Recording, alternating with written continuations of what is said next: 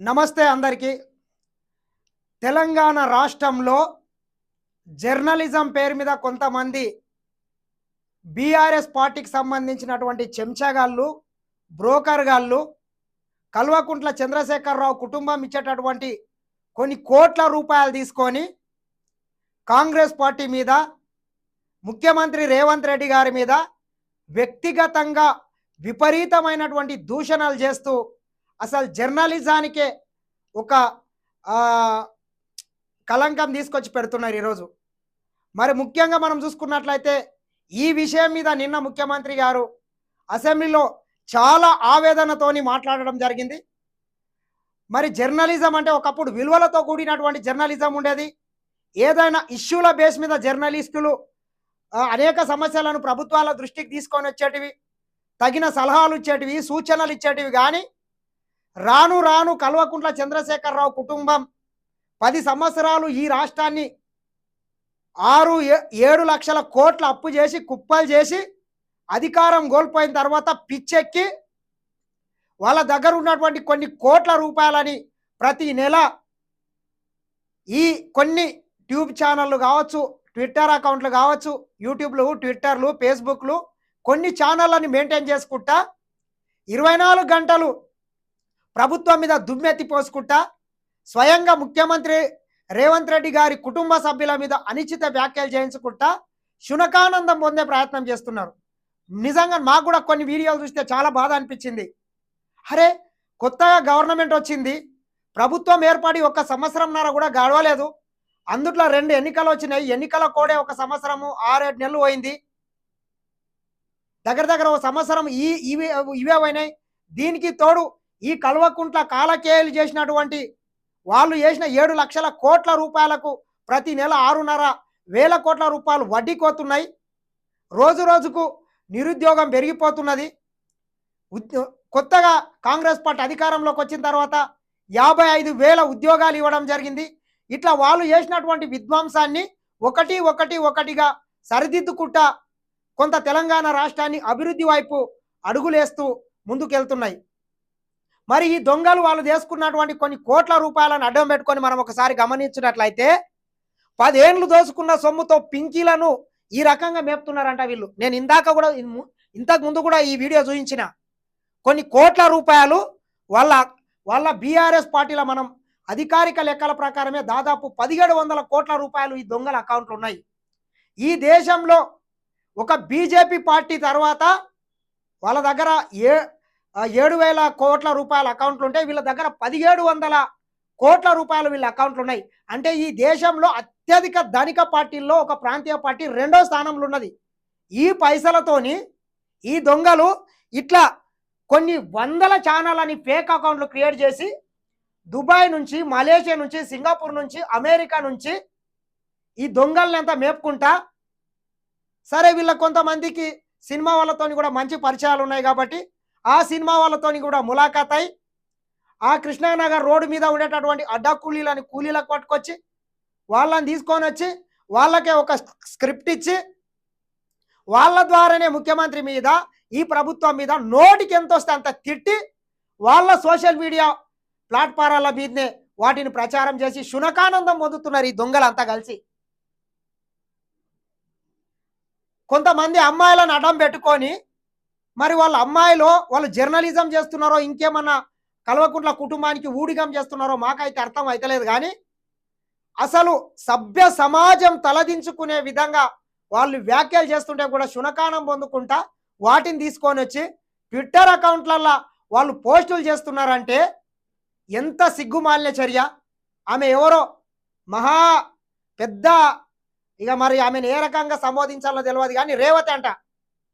ఇంతనన్న కనీసం నేను ఆడపిల్లను ఈ రకంగా మాట్లాడించొద్దని ఉండకుండా సభ్య సమాజం తలదించుకునే విధంగా సిగ్గు శరం అన్ని లజ్జ ఇడిచి బండబూతులు తిట్టించి శునకానందం పొంది కల్వకుంట్ల కుటుంబం దగ్గర వాళ్ళు లేచే ముష్టి మెతుకుల కాశపడి, బొంగిలి బొక్కల కాశపడి ఈ రకంగా తిడిపిస్తున్నారంటే వాళ్ళని ఏమనాలి చెప్పండి. ఇట్లా ఇగో వాళ్ళ అఫీషియల్ లెక్కల నుంచి ఒక లెక్క బయటకు వచ్చింది. ప్రతి నెల ఏ ఛానల్కి ఎంతెంత కట్టబెడుతున్నారు ఈ దొంగలని సోషల్ మీడియా కట్టబెడుతున్నటువంటి ఒక వాళ్ళు ఇచ్చేటటువంటి పైసలకు సంబంధించినటువంటి లిస్టు చూసుకోవచ్చు ఇందులో మీరు.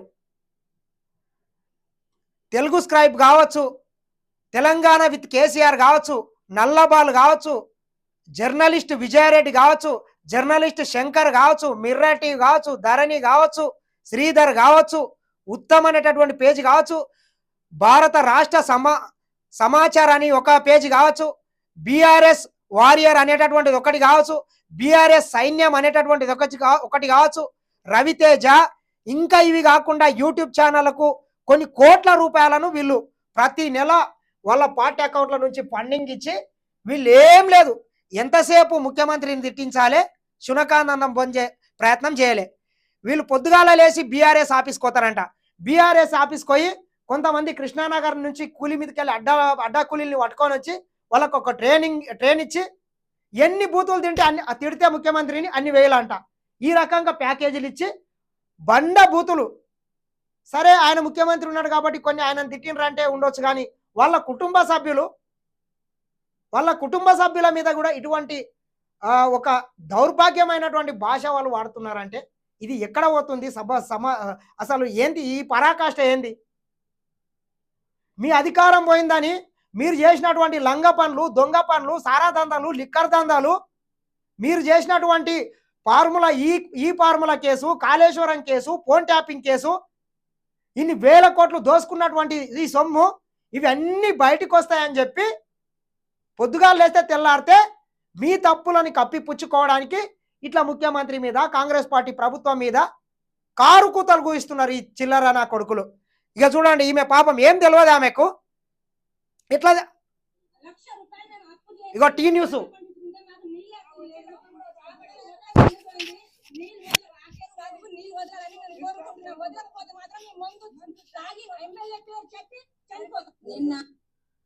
చూడండి, వాళ్ళ దగ్గర వాళ్ళకు ఒక మందు బాటిల్ ఇచ్చి ఏదో నీళ్ళలో వదలకుంటే ఈ మందు దాగి చచ్చిపోతామని చెప్తున్నారంట ఈ దొంగలు. చెప్పిపిచ్చి ఆ రకంగా రెచ్చగొడుతున్నారంట. ఆమెనే మళ్ళా మేము మాట్లాడుతున్నాం. అందులో మీడియా వాళ్ళు ఏమని చెప్పిండ్రంటే, ఎమ్మెల్యే మనకు నీళ్ళు వదలకపోతే మేము చచ్చిపోతామని వాళ్ళు చెప్పేసరికి సడన్ గా మా నోట్లో ఆ మాటలు వచ్చేసినాయి. అందుకే వాళ్ళకి చెప్పేసినాం. వాళ్ళు చెప్పేసరికి మేము చెప్పేసినాం. అందులో మేడం అమెరికాలో ఉంది, పాలకుర్తిలో ఉంది అన్నది మా మాట తెలియదు. వాళ్ళే చెప్పి అట్లా చెప్పండి, మీకు మాకు భయపెట్టి, మాకు డబ్బులు చేతిలో పెట్టి మాకు భయపెట్టి చెప్పించిండ్రు. అందుకే మేము చెప్పాము. చూడండి, ఈ దొంగలు పాలకుర్తి నియోజకవర్గానికి సంబంధించినటువంటి రైతులని పట్టుకొని నిజంగా అక్కడ ఏదో కొంచెం వాటర్ వదలాలని చెప్తారంట. మనం ఇటీవల చూసినాం, ఇరిగేషన్ మంత్రి ఉత్తమ్ కుమార్ రెడ్డి గారిని పాలకుర్తి మాజీ ఎమ్మెల్యే మంత్రి ఎర్రబెల్లి దయాకర్ రావు గారు కూడా అన్న మా ఆయకట్టకు కొంత ఎండిపోయే అవకాశం ఉంది, కొంత వాటర్ ఇవ్వండి అంటే ఆయన సానుకూలంగా స్పందించిండు, వాళ్ళకి వాటర్ వదిలేండు. ఇట్లుంటుంది ప్రభుత్వం నుంచి. ఎక్కడైనా ఏదైనా చిన్న చిన్న వాటర్ కావాలన్నా, ఇంకేమన్నా కావాలన్నా వదులుతారు. ఈ రకంగా దాన్ని సాకుగా చూపించి వాళ్ళ దగ్గర మందు డబ్బాలు ఇచ్చి వాళ్ళని చనిపోయే విధంగా రెచ్చగొడుతున్నారంటే వీళ్ళని ఏమనాలి? అమాయకమైనటువంటి రైతులు వాళ్ళు చనిపోవాలన్నా మీకోసము, మీ రాజకీయ స్వార్థాల కోసం చనిపోవాలన్నా?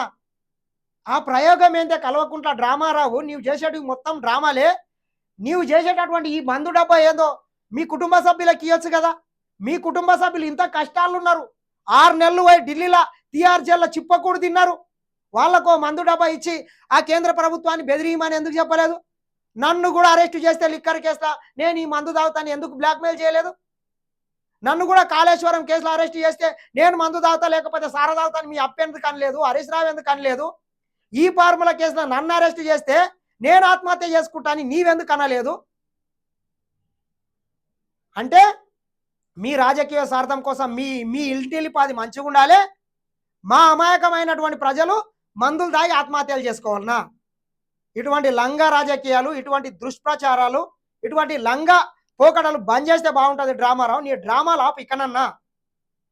ఇటువంటి లుచ్చా పనులు చేస్తే, ఇటువంటి లపంగా పనులు చేస్తే మొన్నటి పార్లమెంటు ఎన్నికలలో ఇప్పటికే మీకు గుండు సున్నా ఇచ్చిర్రు. ఆ దెబ్బతోని మొన్న జరిగినటువంటి 3 ఎమ్మెల్సీ స్థానాలలో అభ్యర్థిని కూడా పెట్టడానికి ముఖం చెల్లలేదు. మళ్ళా సిగ్గుశరం లేకుండా ఈ రకంగా అమాయకమైనటువంటి కూలీలను, రైతులను పట్టుకొని వాళ్ళని ఇబ్బందులు పెడతారు. ఇక అట్లుంటే ఒకసారి ఈ వీడియో చూడండి. ఈమె రేవతి రేవతి వాళ్ళు చేసినటువంటి పెద్ద ఘనకార్యం. ఆమెకు మళ్ళీ ఆమె చేసినటువంటి ఘనకార్యానికి ఆమెను అరెస్ట్ చేస్తే ఈ దొంగలంతా మళ్ళీ ఖండిస్తారు. జర్నలిస్టుల మీద దాడులు చేస్తే ఎక్కడ జర్నలిస్టులు? వాళ్ళు జర్నలిస్టులా? వాళ్ళు చేసే జర్నలిజమా? వాళ్ళు చేసేది లంగా పని, దొంగ పని, బ్రోకర్ పని. అది డబ్బులకు ఆశ చూపి రైతులను ఆ రకంగా రెచ్చగొట్టి చూడండి ఎట్లా మాట్లాడిస్తున్నది ఈ మహాతల్లి. ఆమెనే యాంకరు, ఆమెను ఇంకో దాంట్లో డ్రామా ఆర్టిస్టు. ఇక ఈమెనే చూడండి. మొన్నటి రేవతి కేసులో అరెస్ట్ అయిన దాంట్లో 2 అమ్మాయిలు అరెస్ట్ అయినారు కదా. ఒక ఆమె రేవతి, ఇంకొక ఆమె పాపం మా పాలమూరు జిల్లాకు సంబంధించినటువంటి బిడ్డ.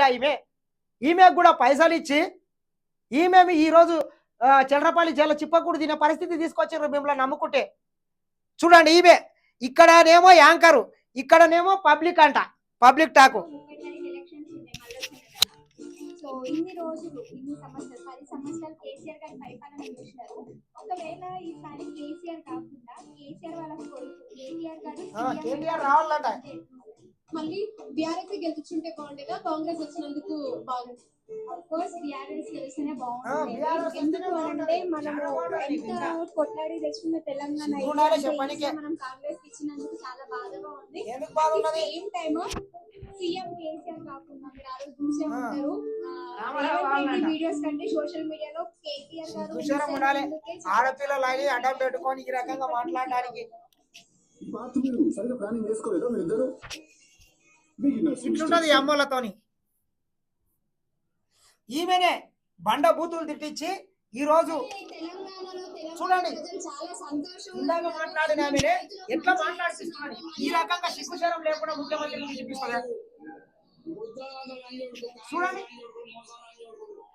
ఇట్లా అసలు సభ్య సమాజం అసలు వినలేని భాషతోని వీళ్ళు తిడిపించి ఈరోజు శునకానందం పొందే ప్రయత్నం చేసిండ్రు. మరి వీళ్ళని అరెస్ట్ చేయకపోతే ఏం చేయాలో మీరు ఆలోచన చేయాల్సిన అవసరం అయితే ఖచ్చితంగా ఉన్నది. చాలా పచ్చి బూతులు తిట్టిండ్రు. దయచేసి నేను అయితే చూపించదలుచుకోలేదు.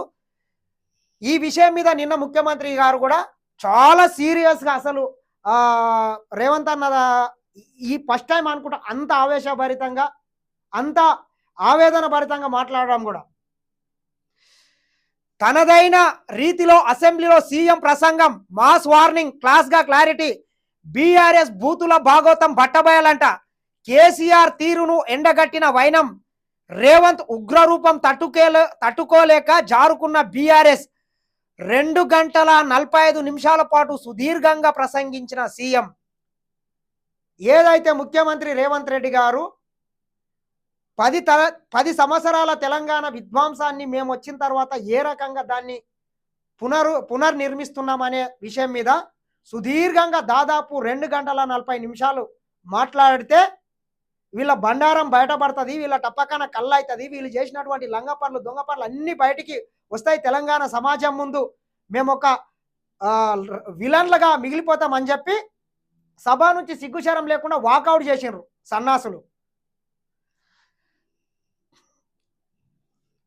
కేసీఆర్ వైఫల్యాలపై తీవ్ర స్థాయిలో మండిపాటు, సభకు రాకుండా డ్రామాలు చేయొద్దంటూ వార్నింగ్, వేతనం తీసుకొని అసెంబ్లీకి ఎందుకు రావడం లేదని నిలదీత, కేసీఆర్ మరో 20 ఏళ్ళు ప్రతిపక్షంలో ఉండాలంటూ సెటైర్లు, జర్నలిజాన్ని ఏదైతే కల్వకుంట్ల చంద్రశేఖర్ రావు దాదాపు 58 లక్షల రూపాయలను తెలంగాణ సమాజానికి సంబంధించినటువంటి పైసల్ని జీతం రూపంలో తీసుకొని 2 రోజులు అసెంబ్లీకి వచ్చాడు.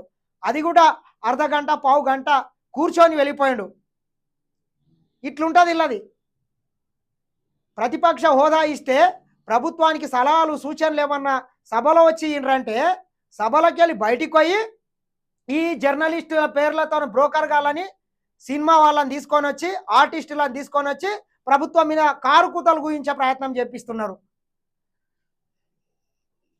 జర్నలిజాన్ని అడ్డు పెట్టుకొని వేషాలేస్తే తోలు తీస్తామని హెచ్చరిక, కాళేశ్వరం కూలేశ్వరం అయిందన్న ముఖ్యమంత్రి రేవంత్ రెడ్డి అసెంబ్లీలో ఉగ్రరూపం ప్రదర్శించారు. విపక్ష సభ్యులకు మాస్ వార్నింగ్ ఇస్తూనే విమర్శకులకు క్లాస్గా క్లారిటీ ఇచ్చారు. బీఆర్ఎస్ బూతుల భాగోతాన్ని బట్టబయలు చేశారు. ప్రతిపక్ష బీఆర్ఎస్ ను ఉతికి ఆరేశారు.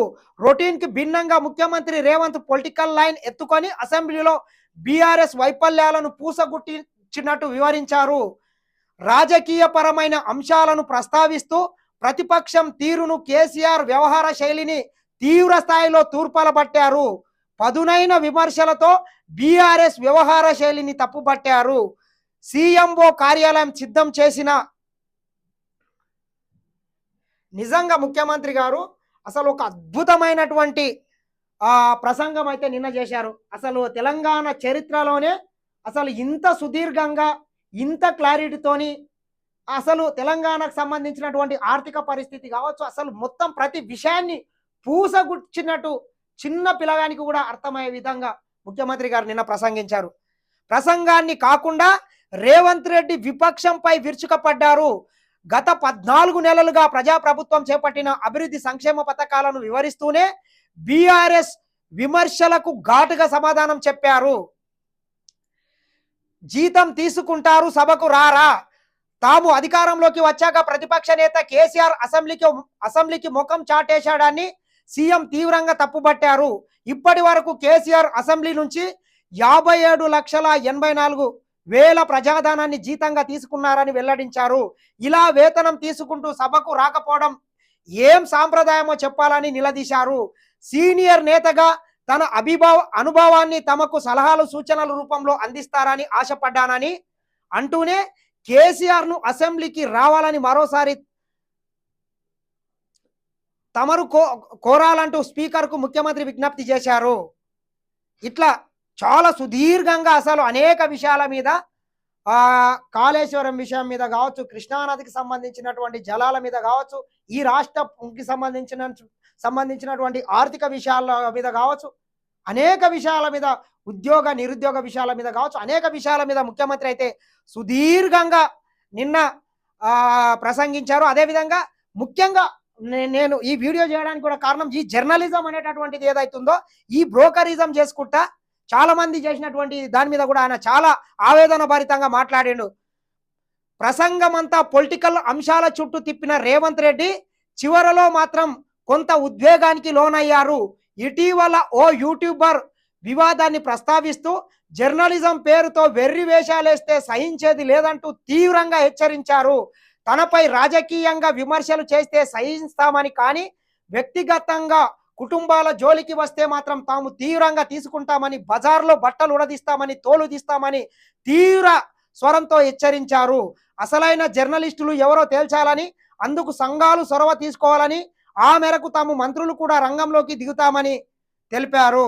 ఏదైతే జర్నలిస్టు పేరు మీద ఈ రేవతి అనేటటువంటి ఆమె ఎవరైతే ఉన్నారో ఆమె జర్నలిజం పేరు మీద తన ట్విట్టర్ అకౌంట్లో కూడా సభ్య సమాజం తలదించుకునేటటువంటి వీడియో కూడా పోస్ట్ చేసి శునకానందం పొంది కల్వకుంట్ల కుటుంబాన్ని కళ్ళల్లో ఆనందం చూసే విధంగా ఆమె పోస్ట్ చేసింది ఏదైతుందో దాన్ని కూడా ముఖ్యమంత్రి ఇకనైనా ఈ ట్యూబ్ ఆ ట్యూబ్ అని చెప్పి అడ్డం పెట్టుకొని ఎట్లా పడితే అట్లా ఏ రకంగా అయితే మేము ప్రసారం చేస్తాం, ఎట్లా పడితే అట్లా తిట్టించి మాత్రం ముఖ్యమంత్రి మీద, ఆయన కుటుంబ సభ్యుల మీద వీడియోలు పెడితే మాత్రం ఊరుకునే ప్రసక్తి లేదు, తోలు తీస్తామని చెప్పి కూడా ముఖ్యమంత్రి గారు ఘాటుగా సమాధానం ఇచ్చిండ్రు. మరి దీని మీద కూడా చాలా మంది అనేక రకరకాల భిన్నాభిప్రాయాలు అయితే వెళ్ళబుచ్చిర్రు. ఏది ఏమైనా ఈ రకంగా ముఖ్యమంత్రి గారి మీద, రాష్ట్ర ప్రభుత్వం మీద, కల్వకుంట్ల చంద్రశేఖరరావు కుటుంబం ఇకనన్నా ఇటువంటి దొంగలని, ఇటువంటి డ్రామా ఆర్టిస్టులను తీసుకొని వచ్చి ఇటువంటి డ్రామాలు వేయించే కార్యక్రమాలు బంద్ చేస్తే బాగుంటుందని మరొక్కసారి హెచ్చరిస్తున్నాం. లేకపోతే తీవ్ర పరిణామాలు ఉంటాయి. కాంగ్రెస్ పార్టీ తలుచుకుంటే మాత్రం కాంగ్రెస్ పార్టీ శ్రేణులు కూడా మీ కుటుంబం మీద అంతకు 1000 రెట్లు ఎక్కువ బూతులతో పెట్టించే సత్తా మాకు కూడా ఉంది. మేము కూడా పాలమూరులమే, మాకు అంతకన్నా పచ్చి బూతులు కూడా వస్తాయి. కల్వకుంట్ల చంద్రశేఖరరావు, నీవైతే ఫామ్ హౌస్లో వండుకున్నావేమో, ఆ అమెరికా నుంచి వచ్చినటువంటి డ్రామారావు కావచ్చు, హరీష్ రావు కావచ్చు, మరికొంతమంది విధవాలు చేయించేటటువంటి పనులు బంద్ చేపిస్తే బాగుంటుందని, లేకపోతే తీవ్రంగా మేము కూడా మీ మీద విమర్శలు చేయడానికి సిద్ధంగా ఉన్నామని మరొకసారి హెచ్చరిస్తున్నా. చూస్తూనే ఉండండి SN టీవీ. దయచేసి మన ఛానల్ని లైక్ చేయండి, షేర్ చేయండి, సబ్స్క్రైబ్ చేయండి. ఇటువంటి కల్వకుంట్ల దొంగదారులు చేసేటటువంటి విష ప్రచారాన్ని కూడా మనం కూడా తిప్పికొట్టాలని మరొకసారి కాంగ్రెస్ పార్టీ శ్రేణులకు తీవ్రంగా నేను దయచేసి వేడుకుంటున్నా. నమస్తే మిత్రులారా.